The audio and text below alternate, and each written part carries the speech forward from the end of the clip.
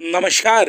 गीतानंदन academy में आपका महान स्वागत है। आज हम भारत के सबसे महान नेताओं में से एक महाराजा रणजीत सिंह के जीवन और विरासत के बारे में बात करने वाले हैं।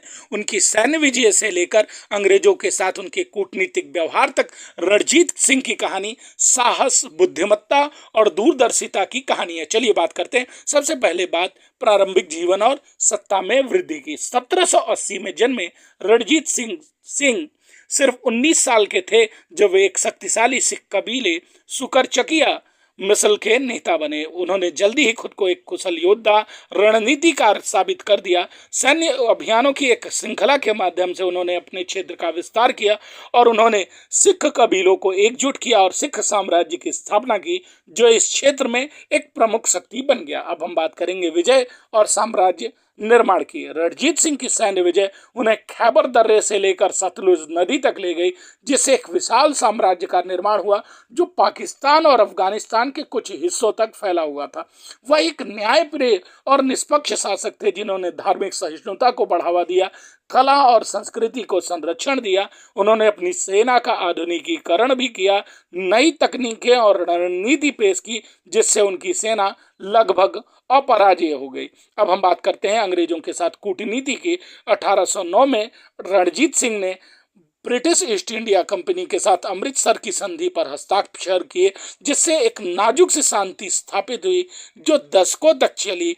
उन्होंने अपनी स्वतंत्रता को बनाए रखते हुए, संघर्ष से बचते हुए अंग्रेजों के साथ कूटनीतिक संबंधों की जटिलताओं को बहुत कुशलता से संभाला। उन्होंने अंग्रेजों के व्यापारिक संबंध भी स्थापित किए, जिससे उनकी अर्थव्यवस्था को मजबूत करने में मदद मिली।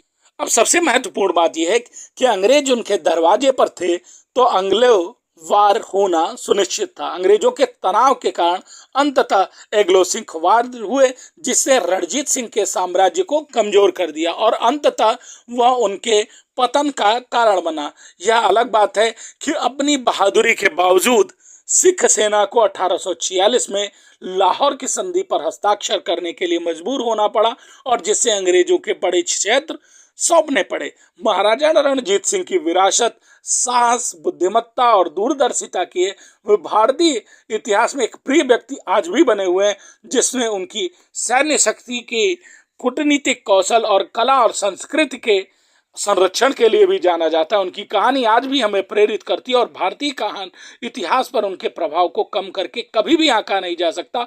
और सबसे महत्वपूर्ण बात ये उनकी यह लाइन, जाके मन में अटक है वह वहीं अटक है, यह हमेशा हमारा मार्गदर्शन करता रहेगा। गीतानंदन एकेडमी देखने के लिए बहुत धन्यवाद। अगर आपको वीडियो पसंद आ रहा हो तो लाइक्स, कमेंट और अधिक सामग्री के लिए हमें सब्सक्राइब करना ना भूलें।